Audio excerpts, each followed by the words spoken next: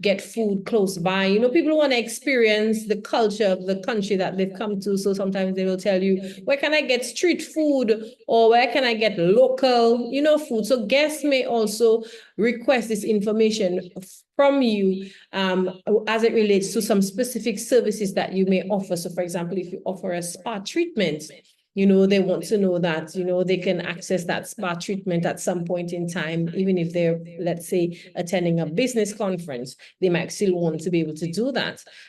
You may have event spaces where you might have a conference room, and they might specifically want, while they're there, to be able to utilize that event space. So all of these are things that are very common inquiries that front desk operators would be expected to handle. So being knowledgeable about these areas would really allow you as a front desk staff to provide timely and accurate responses. And that is really essential for you to maintain, you know, a healthy, you know, interaction where you have a situation where your guests are satisfied.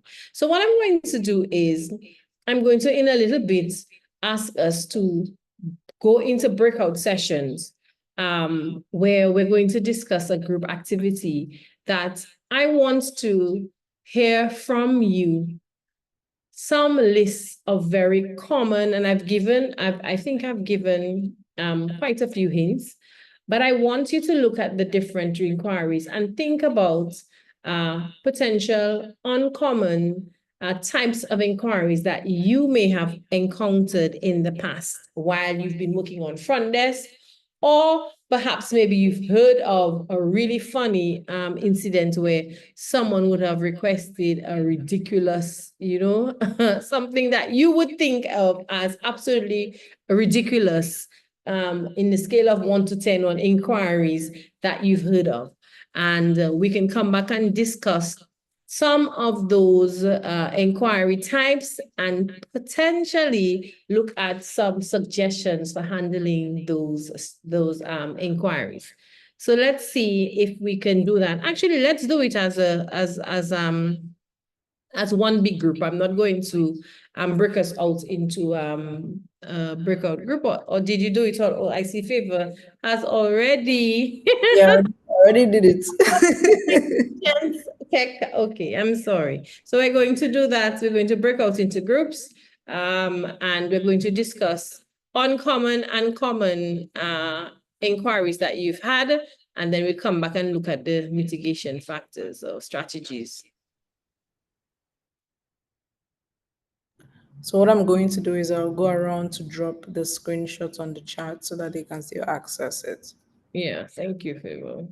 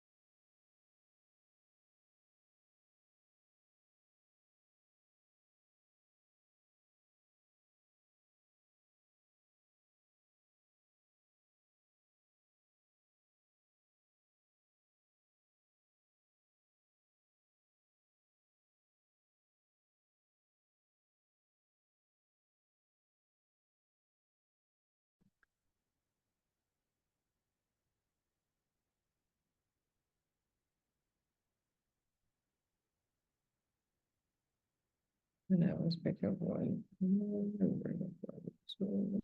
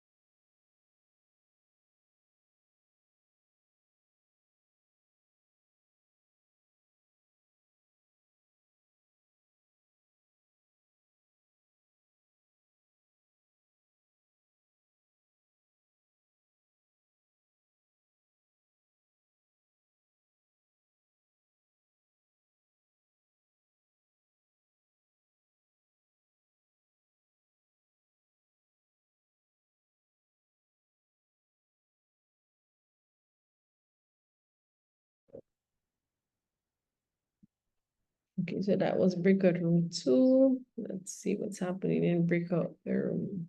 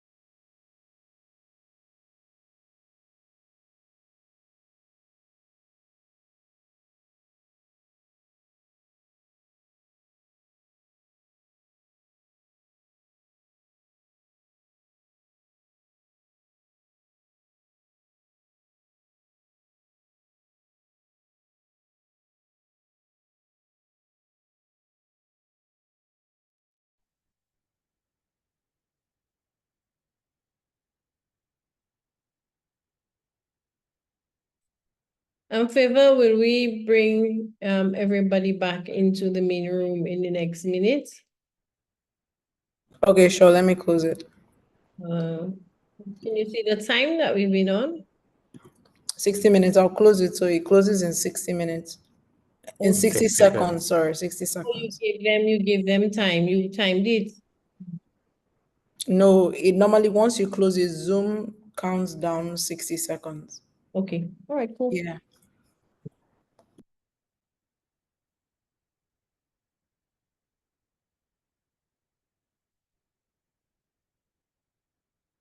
Is the presentation pinned? Mine? No, the screen share. You You- said I should pin it, right? Highlight it. Is it pinned? Yes, it's pinned now. It wasn't Okay, pinned before. So I was pinned and it was just so tiny. okay, But okay. let's see me pinned now. But okay. Okay. 5, 4, 3, 2, 1. Blast off. Okay, so I think we're back. We're back. Okay. So we're back now. So I'm hoping that you had a very engaging conversation and it wasn't a quiet, silent room. We didn't go into a room. I'm hoping that they didn't put you in a breakout room where it was meditation. So let's hear some of those uncommon inquiries. I was sneaking into the conversations. I heard where to find a wife in Dominica. Where can I where can I get some the youth elixir to keep me young forever? Where can I visit a sukuya? So I want to hear some of your inquiries. I'm just kidding. I didn't hear those things. I'm just kidding. Yeah. So let's hear some of the uncommon inquiries that Well, oh, group one, okay. we did, I mentioned one of the uncommon one is, where can you all get me some ladies? And Oh of Lord. course, these are our guys, some guys we have there at the hotel, and a group of them, about how many? 6, 8 of them, and ladies. So we have to remain professional, but we told them we are sorry, but we cannot assist them. They'll have to do that on their own. Actually, Yes. that is very common. Yeah. Who said that's very common? Somebody else, that's a common request. I thought it's Yes. uncommon. No, that I have had that too. Come on, actually. Yes, With my past experience, I've had that. This is common. yes, a guest actually asked me, you don't have a sister, but I want somebody looking like you. So you don't have a best friend, so you cannot go down the road, you cannot go to Roseau, you cannot get me nobody on the entire island. Yeah. Just I've the other actually day had that guests who ask me happened. for Spanish. I literally ask for Spanish people. Really? Yeah, they've asked, especially in the evenings when you're about to leave your shift. Some of the guests will actually come and ask you the motivate questions. Another uncommon question, I'm not sure if anybody has experienced it, is they also ask for, and those who smoke ask for where you can get marijuana or certain type of drugs as well. Where can I get some drugs? Yeah. Yes, they normally ask that as well. So it's just start to know how to answer those questions. But I did two of the main uncommon questions I can think of that people have been asking for. So what are the strategies for overcoming these uncommon questions? Because if it's a common, uncommon ask. I mean, how- every company should have their policy. Every company should have their policy. For us, we do have a policy as to if a guest asks us, we cannot send them anywhere. We'll let them know that it's not beyond our control. We cannot do it. If they decide they want to find it themselves, then that's up to them. But we cannot send them to certain areas that sell drugs or anywhere that has Spanish themselves. They will bring us Spanish to the profit. So every company should have their policy, and for us, for sure, we have ours. Okay, so your policy is you don't make the recommendation. No, not at all. Yeah. So hear no evil, see no evil, speak no Yes. evil. Yeah, the same thing for us in reference to that. One with drugs and two things like drugs and women or men. According to our policy, we don't engage in this thing or we don't encourage it. They have to do find some other solution, but not for staff. Right. Okay. I don't know what I expected, but You are surprised? I'm not shocked, but I don't know what I expected. Okay. So one of mine on my paper from my group was one person said they were asked to plan a wedding. When the people arrived, one of the requests was that they asked them to plan a wedding. Okay. So basically, it could be they, when they saw the mountains, they just felt like eloping. So, wow.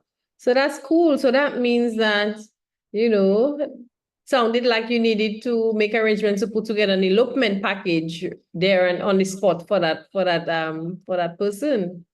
That's interesting. Anybody else? Any other uncommon inquiry? Yes, for me, it would be somebody reaching out via email to ask about. Christabel, you sound very far. You're a bit Can mute, you come bit closer low. to the Yeah. mic?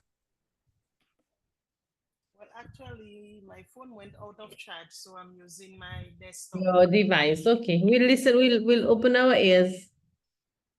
Or somebody else can speak until my phone gets some charge, and then I will make my. No, I don't know. For some reason, like you adjusted yourself and it came across a bit clearer. So go ahead. Okay, so someone in the far distance, like Africa,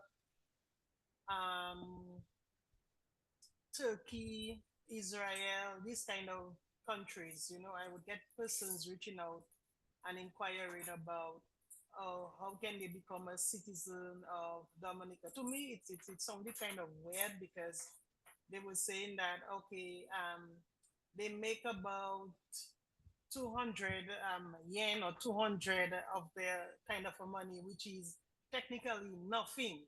And so they would want to come to my island because here we pay well and things of that sort. So what do they have to do, for them to come? If they can get married to me, I don't know. We were not waiting for that climb. so I said to them, oh really? So I said to them, well, you can invest. You can invest, but as for getting married to me, that's not part of the requirement. So Right. that was kind of weird to me. That was weird, right? Mhm. Well, as you have all seen, front desk staff must really be prepared to handle a wide range of inquiries. And to be honest, sometimes these inquiries can actually be quite frequent in as funny or ridiculous as they may seem. Guests very often need to know, if your hotel can accommodate them and their specific likes and dislikes. And so it's really important that as a front desk person, you don't develop that, attitude where, oh my God, this is such a ridiculous inquiry. You really need to prepare yourself to, be just as quickly and accurately as you can be able to provide information. And while the large majority of your inquiries will be the common type of inquiries, like, room availability, people inquiring about whether you have a pool, whether you have a gym, if your business center is available, there will be also inquiries that, may not necessarily be related, or it might be in the case of the Ramadan situation where your staff would need to be very well versed in terms of the larger area of the community, places that guests can go to alternatively, other places that they can go to get food. This type of detailed information really can enhance, a guest experience. And by helping them, you can really make their stay comfortable. But of course, you need to connect with policies as it relates to the inquiries that are not so, not so legal, specifically, so that, you are in a situation where everybody is on the same page about how we do and connect with persons relating to inquiries. So just be prepared as a guest, coming into your hotel or your guest house. They will ask your front desk staff, they will ask you for recommendations on what to do in the area. How do you know what to do in the area? You need to have local knowledge of restaurants, of amusement parks. You need to know, you need to know what's going on, not just on the event page in Dominica. You don't necessarily have to go to Creole Festival to know when Creole Festival is and what it is about. So that's a very important role of front desk. You should be able to tailor recommendations to suit preferences from different guests, especially if they're coming with families or if they're coming for romance. All of the inquiries, while some of them may seem ridiculous, all of, when we say, and all that is part of it, and any other duties commensurate with your role, these things are important. So what I want to do is move quickly along to active listening, another important, essential element of front desk operations and your role in just being that point of focus for the guests. So active listening, and I'm going to ask Favor, okay, she's brought it up, is really about demonstrating to the guests that, they are being heard and understood. How many of us have been speaking to someone and their eyes just seem really glassed over and they're not focused at all on what you're saying, and you just get a feeling like, boy, that person just not listening to me. And it's really important, because you are the person that they see most of the time. They see you perhaps more than the kitchen staff. They probably only see the server. They don't actually see the kitchen staff as much as they see you. And so it's really important that, you want to be there clarifying, when necessary, what it is that they actually need. And that's where active listening comes into, play. You want to make sure that, you are giving them all of the body language, that you are engaged, nodding, making eye contact. And if you have problems with making eye contact, if you're on front desk, you want to practice looking in at yourself in the mirror so that you can really show the persons that you are speaking to that language of attentiveness. So for example, if a guest comes up to you and asks about a room upgrade, you might want to repeat to clarify that you understood the question. And one of the great ways that you can do that is by paraphrasing, so that the person can really confirm the accuracy of what it is that, that you've understood before you provide an answer. And this makes a great first impression. It's really a way for you to validate that, okay, I understand that you have this need, and reassuring that person that you are addressing their concern or their problem is absolutely important. And the only way you can do that is with active listening. So if you can see from the visual that we have on screen, you can see this front desk professional. She's leaning forward. She has a calm, relaxed, body posture. Her eyes have made contact. She has a smile, and you basically can see that she has connected with her guests. So this is the type of active listening we want to encourage. And it's, again, a really essential part of reception work and working on front desk. So if you have challenges with making eye contact, and just feeling, some people feel really comfortable when they're speaking and you're looking at them in their eye. If you are going to be on front of house, you really want to practice this type of active listening style. Okay. All right. So we can move to the next. One of the things with active listening that you really want to be mindful of is when you are communicating, you really want to mirror the body language as much as possible. And this is a strategy where basically you can subtly, not like a monkey necessarily would do, but you can subtly begin to imitate some of the body language or behavior of your guests. Now, obviously, you're not going to imitate language and body language that is inappropriate, and to just reinforce that for the perspective of on front line or front desk operation, this technique really is to really create a sense of comfort between you and the individual. So if the person is leaning forward, you can lean forward. If the person's hand might be folded, you might choose to fold your hand. You basically want to kind of match the person's body language. So ideally, if the person is calm and relaxed, you want to mirror that kind of calm and relaxed behavior. You're not going to mirror behavior that is inappropriate. So two key aspects to the mirroring technique that I would want to put across. So the first is the body language mirroring. And this is when you match the other person's physical posture and gestures or movement. So you can use your hand movements, you can nod if the person is nodding, you can smile. If you can move the slide one across. If the person crosses their arm and moves forward, you would do the same thing.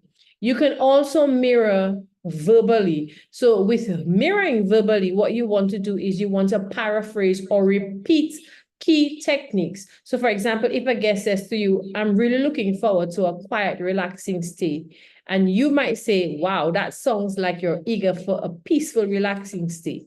We can help make that happen. So basically, I have not just repeated verbatim what the person has said, but I have just mirrored and basically paraphrase what I've heard from the guest to assure them that I get you. Don't call you every 5 seconds, because what you really want to do is you want to be peaceful. You want to come in and, enjoy your stay. And that's how you kind of utilize that mirroring technique. Yeah. When you are sitting on front desk, and if you move to the next slide, Favor. When you are sitting on front desk, go back. Yeah. On front desk and a person approaches you, I just want to really encourage you as much as is possible. There are some things that come with the territory, and being friendly and having a bubbly, friendly tone. The mood that you have really should be something that should be matching your guests. So most guests are on holiday. They're not necessarily working unless they're on a work trip.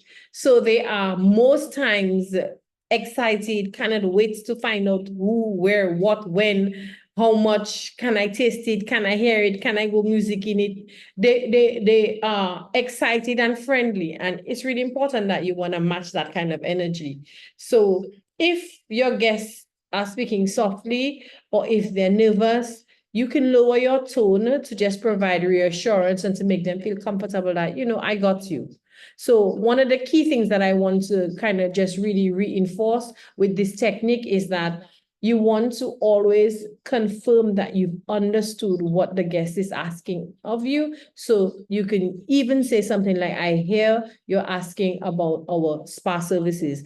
Let me help you with that. So you make them know very clearly that, you understand what it is. And the reason why that matters is because active listening really helps prevent misunderstanding and really helps to make your guests feel, secure that you have the ability to meet their needs. So as much as you possibly can, go out there and, use your active listening and put your mirroring techniques to the fore, especially when you're handling inquiries, because that is going to be a major game changer. So if you haven't practiced, paraphrasing and using reinforcing understanding with guests, you can absolutely begin to use that.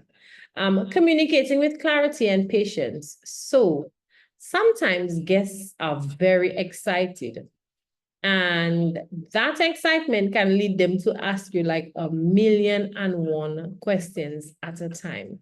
When we did the breakout session, when we spoke about uncommon inquiries. Sometimes you may have a situation where persons group a bunch of inquiries together. How do we handle situations like that? What does that do when guests have a lot of inquiries? How do you feel about that when you are interacting with a guest, you're on front desk and someone comes and they have like 15 questions at a time? How can that what does that do to you? Well, I do it one at a time. Sorry, say that again. I know that you are in a group with other team members. So So, what I deal with one at a time. okay. If you ask me 10, I try to write it out quickly, what you say, or you take one at a time. And I deal with one at a time. Right. So basically, you deal with one at a time. And is that possibly because it can be overwhelming for you? You heard that? I didn't. You said one at I heard you say we take one at a time, and I was asking another follow-up question.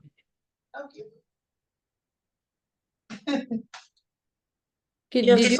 sorry. That's okay. And That's all right. I deal with one at a time.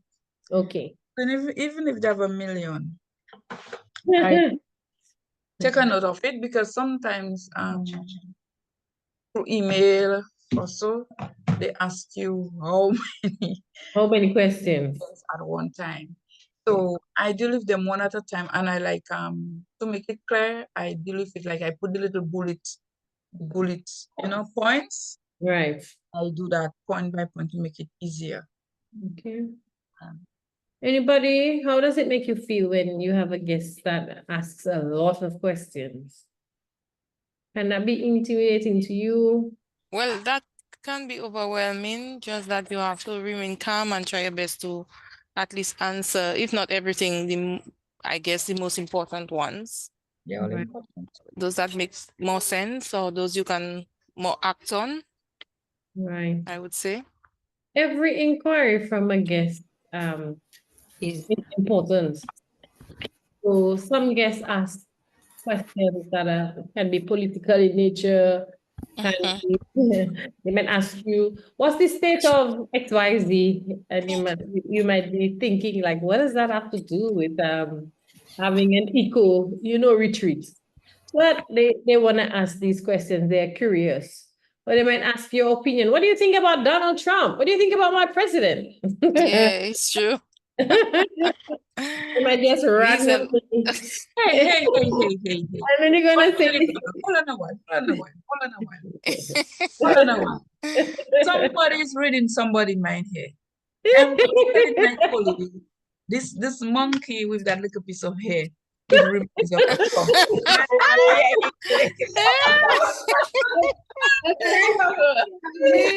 It looks like him, true. A monkey. so happy we're having this training today, because really and truly, customers are going to ask you those questions. And that's why it's so important that you want to make sure that you pull out your patience card and you always have your clarity with communicating with clarity card as well, side by side. And the reason for that is because one, guests need to be engaged and they need to be responded to. You don't want to be reactive, but you want to respond to your guests, and you want to do that by providing clear and concise information. And the other thing is, I would strictly encourage you, and Favor, you can move on to the next slide because we're actually on the next slide. I would strictly encourage you as much as possible, if you cannot talk about sex, if you cannot talk about religion, if you cannot talk about politics, what again we didn't talk about? Let me talk about gender too. Because sometimes gender and sex is. I was about to say that. You have to be careful those days.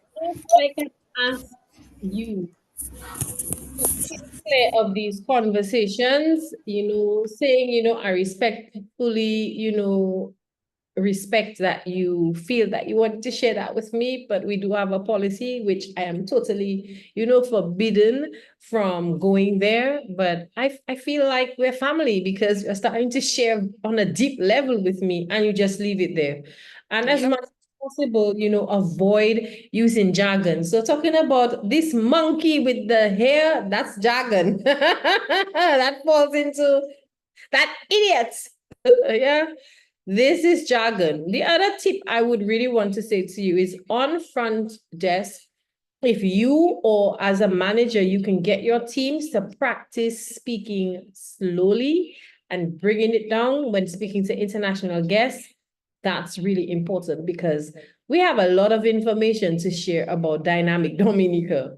And when you're giving complex details, you want to show patience and you want to maintain a calm and welcoming tone. And I know when you get repeated questions, especially if sometimes those questions to you might not make sense because you tell yourself, because you might be a critical thinker and you might have made the connection like 25 sentences earlier. And you're like, why are you asking me this question again? It's repetitive and confusing. But I really want to encourage you to see it in the bigger scheme of that, it's your role. One of your really core functional roles is to really be able to use your patience card while you are using your ability to communicate effectively. So just ensure all your answers address the questions that your guests ask without, guess what? After they've overwhelmed you, without overwhelming them. And that takes me to the next slide in terms of how do we share information and the nature of the information we share. So the first thing I want to really encourage you to build a culture of on your front desk is for persons to get reliable, accurate, and correct information because guests really rely on you for that. And when you provide inaccurate responses, you are actively negatively impacting your guest experience. So for example, if I say to you that, oh, I have a shrimp allergy, I have a seafood allergy, and you tell me, guess what, tonight's gonna be a great night, and I turn up and that night is seafood night, how do you think I'm going to feel? I told you that I had a seafood allergy, and you sent me to an event that was No, that's a disaster that's a disaster. because the person is going to end up in the hospital and they may not have the allergy medications and all of those things. Right. So incorrect information can negatively impact the guest experience. It can actually harm the reputation of the hotel and the accommodation. Why do you think it can harm the reputation of the accommodation? Can you think of a very great example of incorrect information harming reputation of a hotel or accommodation?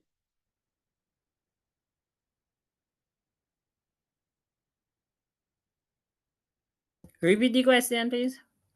Can you think of a scenario, one example of where giving inaccurate information to a guest could harm the reputation of an accommodation or a hotel? So opening and closing time. You might be opening at 10 o'clock and somebody just happen to you tell them on the phone, okay, we open at 8. So the people is in front of your restaurant, your hotel at 7 o'clock, waiting for you to open at 8, opening at 10. At the time that they say, they might just go somewhere else. Of course, because that means you're not ready for business and then you're now unprofessional. And you have how many X's on TripAdvisor? Lots of red X's. So that's a great example. That's a really great example. Any other person can think of an example of how giving inaccurate information could harm the reputation of your organization? Okay, an example would be, for instance, you have an event or maybe it could be a reservation as well. For instance, you let someone know, someone call because you're having an event and you let them know that they do not need to make a reservation. they can walk in. Or you let them know that you're open, that you can accommodate walk-ins. And then on the day, so they're like, okay, no problem. On the day, they come in with a group of friends. They just decide, hey, they want to swing by because you told them that you accept walk-ins. Only to right. find out when they arrive, they need a reservation. No, they have traveled, for instance, maybe they traveled the entire 2 hours or so just to be here.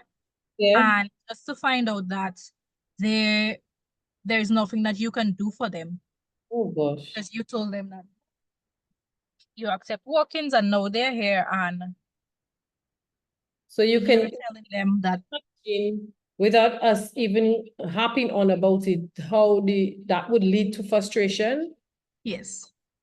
and how Sometimes you're maybe located in the middle of nowhere and person plan everything. So that in itself is a whole nother, that is the just not next thing you know, you have a whole bad review from a group of persons. You're all over social media for the wrong reasons. the wrong reason. They put you on Imo News, they put you on Dominica Breaking News, they put you on Variety News, you just on every area. Plus, yes. So I'm sure you can see that being proactive in,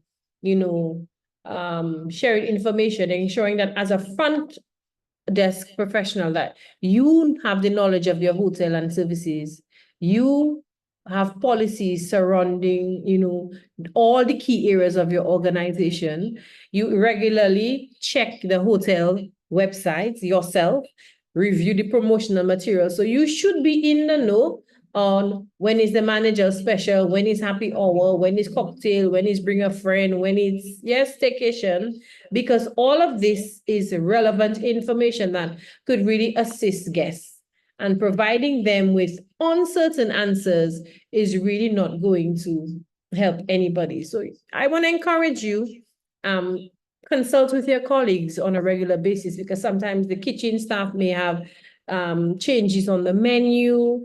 There might be something that, marketing is planning. So you want to make sure that, you keep yourself informed so that you can always be able to respond confidently, and don't adopt this sort of culture as nobody told me, because nobody told me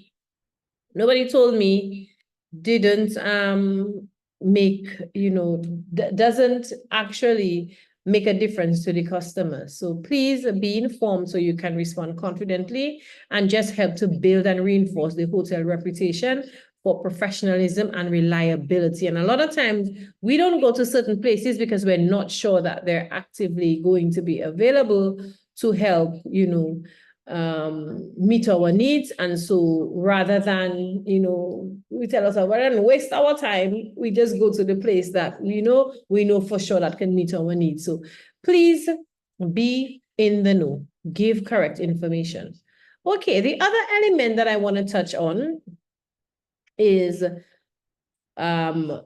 looking at effective communication. So effective communication is really much more about just delivering information. As many of us have heard in the past, you are familiar with it's not about the what you say, it's about the how you say it. So conveying information and how information is conveyed is so in key to having a successful front desk team. Your front desk staff really need to be able to use clear, polite, friendly language in all their interactions with guests. And that communication system and culture has to be one that is caring communication. And I see a lot of very uncaring communication models being utilized by service professionals, not just frontline service professionals. So I want to touch on some of the areas. The first is body language. Body language is about the eyes, it's about the nose, it's about the mouth, it's about everything. Hand gestures, whether we choose to move into the to the conversation, whether we choose to make eye contact, smiling, whether we choose to stand or sit, and just how we posture our body. To have a body language that is positive, your posture has to be one that is open. So case in point, I'm speaking to you, and from time to time, you may see my hand movement. You will see me making eye contact directly at the screen. I may move in. I may utilize my hands. And all of this shows that this is engagement. And it's one of the reasons why we kind of asked you, this is a camera on meeting. So have your camera on, because it's really difficult to talk to yourself. So it's the same way in body language, in and out. Communication is in and out. So you want to make sure that your body language and how you position yourself is really key. And so if you need to stand so that you can be on the same level as your guests, or if you need to sit so that you don't seem very, overbearing or intimidating, especially if you are talking about something that might not necessarily make the guests happy, you want to position your body language to be one of supportive and open rather than, I'm in charge and this is my turf and what I say goes. You want to be mindful of that. Tone of voice. I know Dr. Anthony spoke about tone of voice. For me, again, is to just reinforce becoming comfortable and confident with your voice. When was the last time you made love to your voice? What do I mean by make love to my voice? Some of us have never heard what our voice sounds like. When was the last time you recorded your voice and played back your voice so you know what you sound like on a recording, or you know what you sound like on the phone? It's important that you become, familiar with the tone of your voice.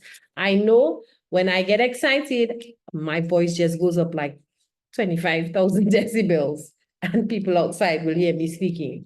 So when I get excited, I have to be mindful that when I'm speaking to my customers, if I'm not careful, they might be intimidated. Similarly, if you feel uncomfortable, or if you are, let's say you're dealing with a situation that it's a difficult situation, you also need to be mindful of the tone of voice. Speaking friendly with a welcoming manner. I think a lot of us have challenges when we are either, let's say, in a situation where we are a little bit burnt out. It's been a long day, it's been a rough day, and we are still expected to bring our A game. I think that's when it's most challenging for the majority of front desk professionals. And that's why I'm going to ask you to be adaptable and ascend. And what do I mean by ascend? Ascending to that higher version of yourself, that you are always on point, you are always able to handle every situation that comes before you. You know that, this is, what you're called to do. This is not just a job, but it's the vocation that you've chosen. And because it's the vocation that you've chosen, it comes with the territory. So your adaptability is very key to helping you to be effective in communication styles. In fact, it's what will actually help you to accelerate in your career. People who are more adaptable, you tend to find that they are entrusted with positions of leadership. You tend to find that they are the problem solvers. You tend to find they are the ones that make the difference to the organization. And it's really important that when you are in a situation where you're communicating with your guests, that there are times when you're going to have to, adapt. You have to give a little to get a little. Sometimes you may have to, collaborate. You have to be willing to offer a perk because, they'll ask for something and you may not be able to give exactly what they need, but you now have to adapt to suit the situation. And adjusting the communication style based on the guest needs. So for example, if someone doesn't speak English, or if someone doesn't speak English as a first language, you need to be mindful of the fact that you have to adapt your communication style to slow down a little bit. You may have to use technology, you may have to quickly Google or use an app because they have a different need. What if they can't read? What if they can't see? How can we adapt our communication style to suit those persons? Persons might be dyslexic. So when they say they can't see, you don't tell them, oh, it's over there, and you just point over there, because they actually might not be able to see over there. They might be farsighted. Yeah, so they might not be able to see over there. So you really just want to be mindful. Some guests might need more details than others, while some might need a lot less details. So some people don't like the whole full-on descriptions and explanations. They might actually just prefer to have 1, 2, 3, and they can figure out the rest. So this is the emphasis of effective communication. It matters because you really want to be able to handle those guests, effectively and efficiently and get them through. And finally, we get to handling special requests. So I spoke to 5 different categories of requests. We had requests about amenities, requests about diets, menu. We had guests about requests about special changes that needs to be made to because someone might have some kind of dietary restriction. We spoke to local attractions that someone could ask you, what do you do in Dominica? Or where do you find some good good wives in Dominica, or some great local cooking. Yeah. And or someone would ask you, can I upgrade my room? Or they might ask you, can I bring my brother or my sister or my cousin to visit for the evening and every accommodation would have rules and regulations governing how you should reply to those inquiries. But special requests is something that you just cannot get away from. Handling those requests is really a key component of the role of the front desk professional, especially if you are in a 5-star, a 3-star and up hotel. Increasingly, guests are becoming very complex.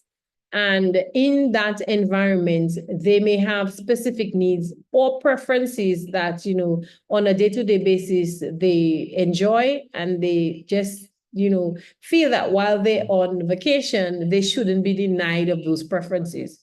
So while these requests can range from, the different inquiries that I shared earlier, you have some ones that are very popular.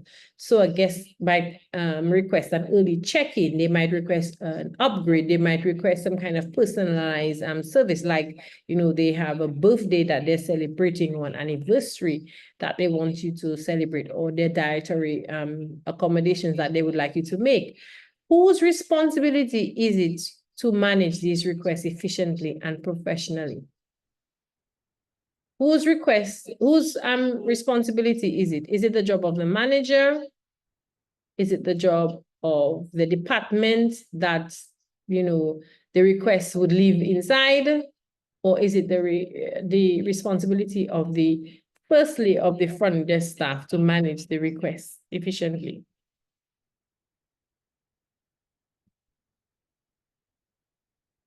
Whose job? Who's responsible for managing the special requests?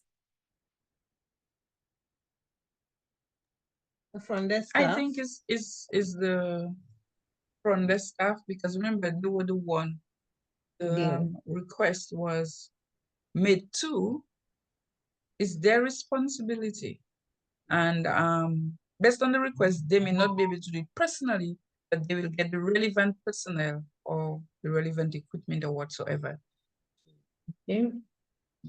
Thank you for sharing that. And I appreciate your engagement. Anybody else? I heard somebody was saying, well, she was just sharing.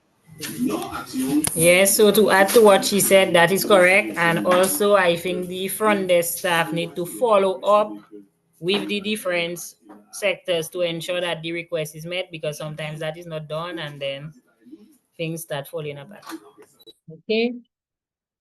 So I like that you have said that there is a important requirement for checking and following up with the relevant departments, because you don't want things to fall apart. I love that you said. I just like that line that you've added.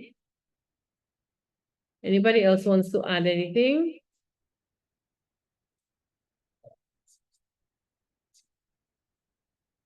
So the emphasis is on the word managing the request.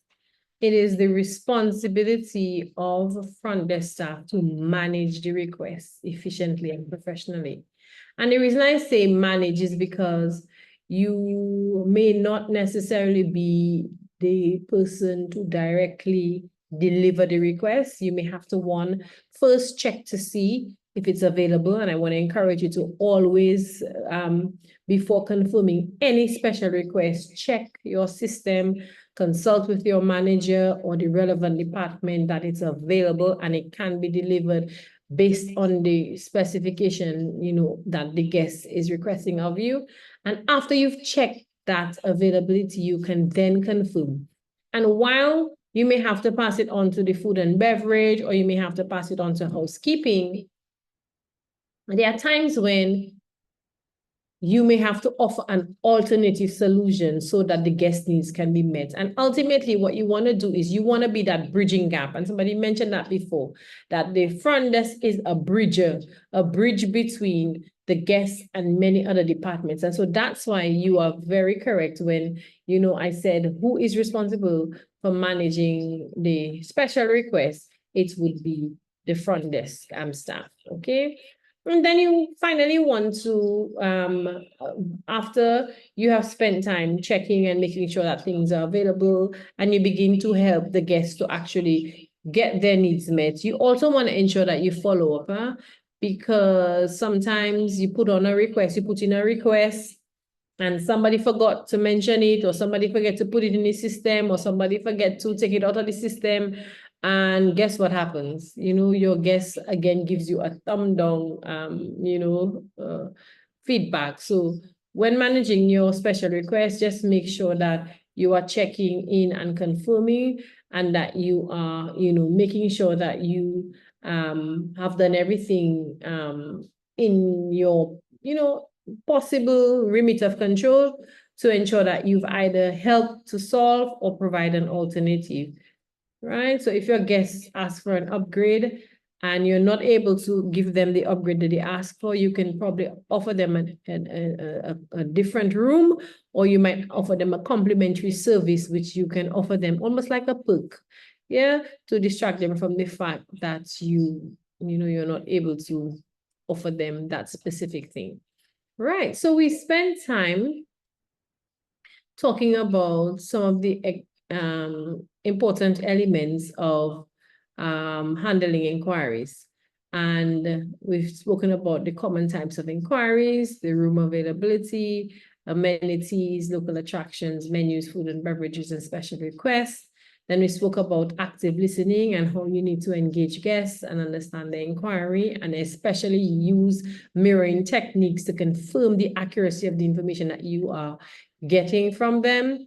And then you want to be very concise and clear when you're responding to them, speaking slowly and making sure you show patience and using a welcoming tone, and then providing accurate information by one, yourself being very informed. We like to use the term know your drill. So you need to know your drill, and you need to have all the information available so that you can help the customers to know their drill.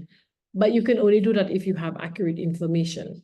And then finally, when you're handling special requests, because that is always part of reception drama, is somebody will always ask you to check to see if they can do XYZ, if they can if they can bring a free guest along, if somebody can sleep in their room, if they can have an extra piece of whatever, if you can make arrangements for, so you really want to make sure that when you're handling those special requests, you're handling those requests with care.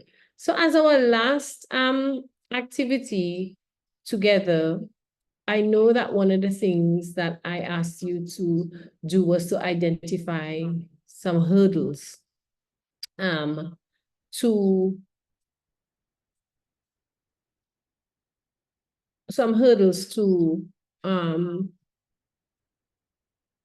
your guest experience. I think when we went into breakout rooms and we spoke about common and uncommon inquiries, I asked you to look at potential strategies.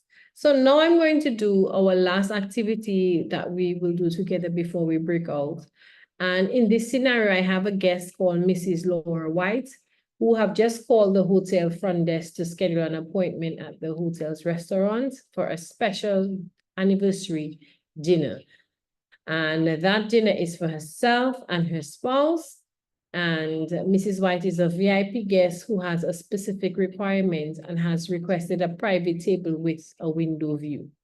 So I want us to discuss, before we break off, how would our front desk staff ensure that this type of request from Mrs. White is handled? One, handled with accuracy, and two, handled with professionalism. And then secondly, if for whatever reason this private window table is not available, how should the front desk agent or staff handle the situation while keeping the guest satisfied?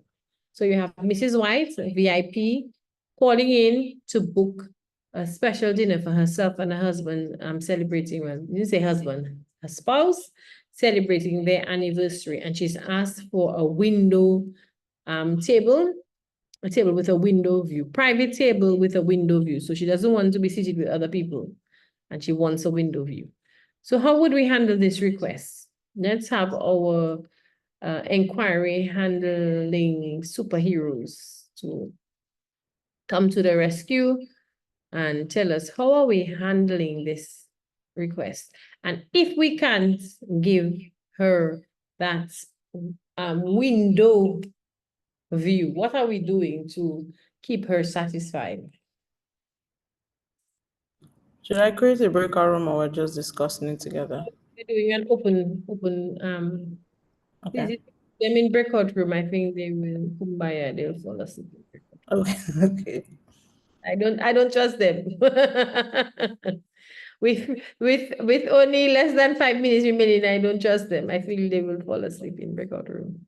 Malika, go. You're first on the table. Let's go. Yes, so I think that the front desk staff can help make sure that it's handled accurately, like keeping tabs on the different departments. So if there's somebody for making sure that they get the window view, always check and make sure, and then she can go herself and look at it and make sure it's, set up for them.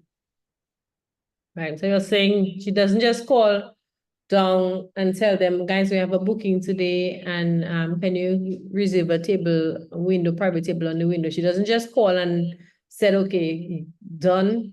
She goes down and she makes sure that the table has actually been reserved in that. Yes.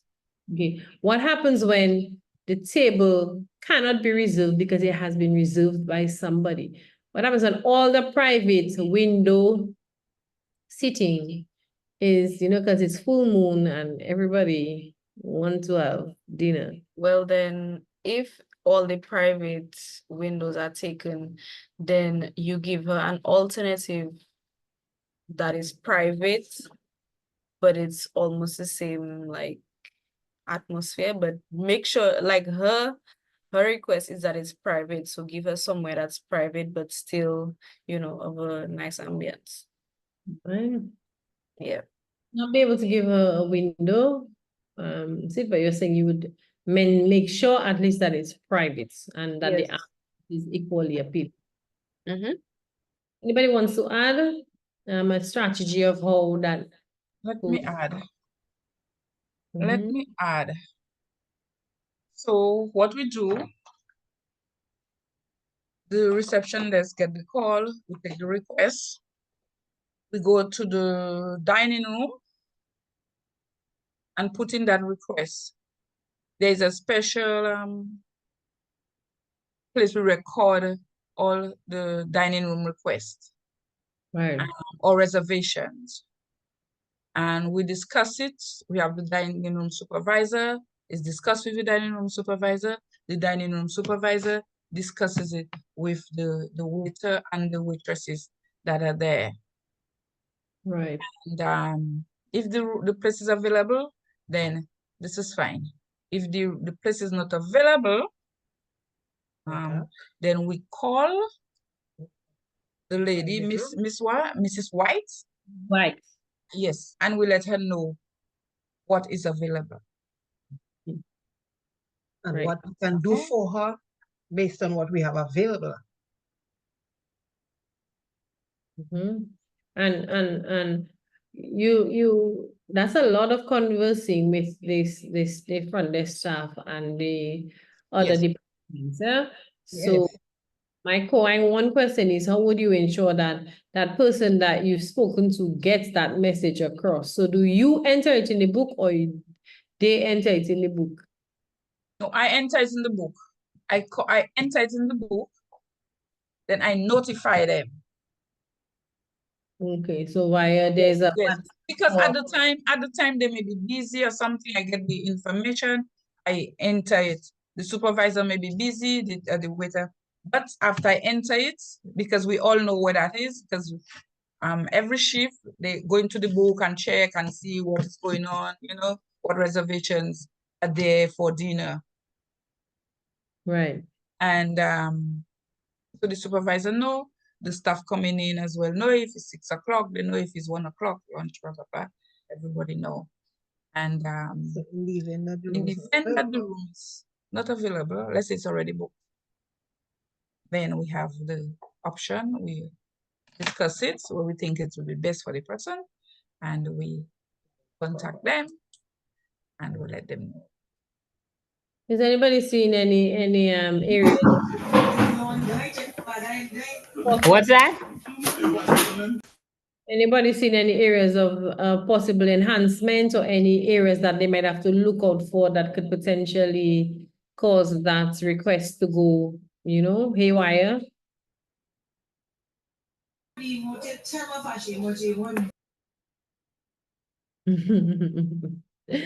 trying Okay, the haywire part, let me see if I can attempt. Okay, so take for example, they said she requested a private table and a window. But then all the private tables are occupied. And then the other space you might have wanted to give her, it is already occupied. So then we have a serious problem that we don't even have a place to accommodate her now. Because 1 or 2 people did not follow the protocols to ensure that they went through the books to check the reservations. So it's like we are out of a table. So now we have to pull out some real magic for us to get her that dinner, because it's her anniversary and she's a VIP customer. So we have to think about whether we go into a patio setting or a balcony setting that is private to arrange that dinner. And then we can offer maybe a complimentary bottle of wine or champagne because of the inconvenience and all of those things. Right, thank you, Ranisha. You added some excitement in my scenario.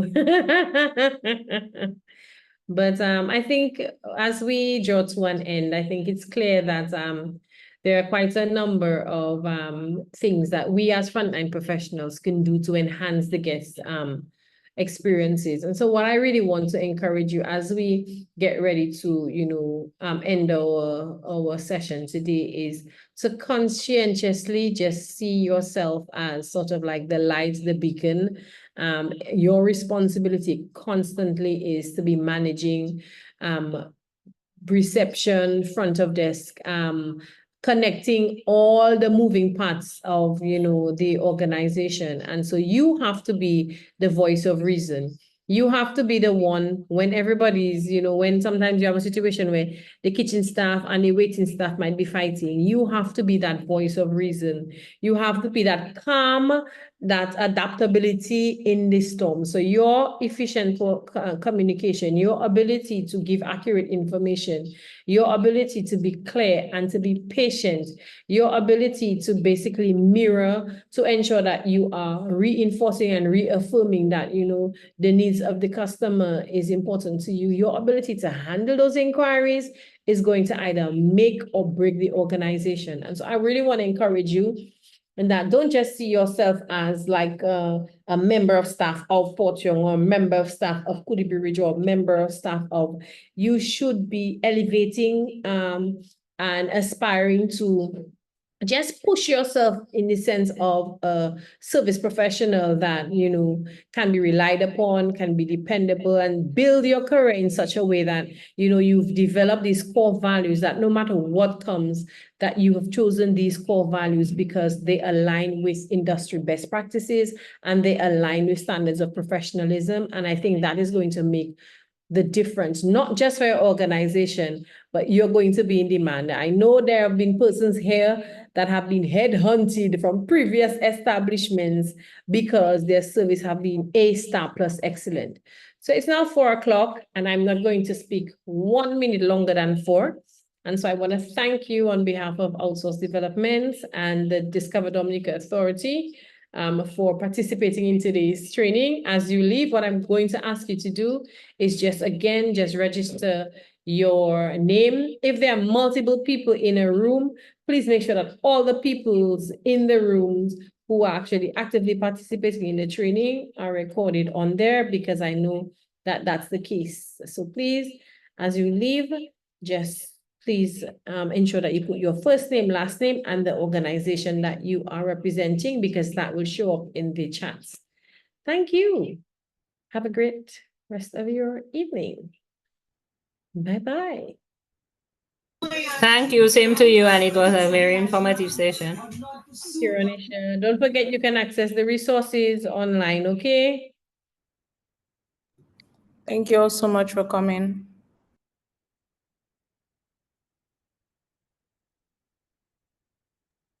Okay, have a blessed afternoon, everyone. To you, all the best. Thank you. Same to you. Bye-bye.